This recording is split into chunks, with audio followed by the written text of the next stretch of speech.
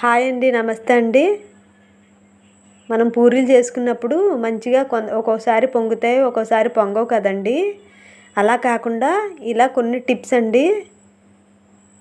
ఏమీ లేదండి, ఒక వంతు మైదా వేసుకోవాలి, ఒక వంతు గోధుమ పిండి వేసుకోవాలి, ఒక ఒక పిడికిడండి లేదా ఒక పావు వంతు బొంబాయి రవ్వ వేసుకోవాలండి, లేదా 2-3 టేబుల్ స్పూన్లు బొంబాయి రవ్వ తప్పకుండా వేసుకుంటే పూరి అనేది పొంగకుండా ఉండదండి. అది కూడా హై ఫ్లేమ్లో పూరీని అయితే ఫ్రై చేసుకోవాలి.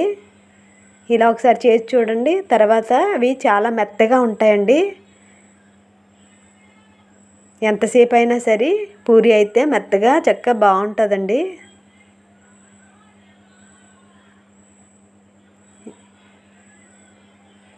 ఇలా అయితే చేసి చూడండి.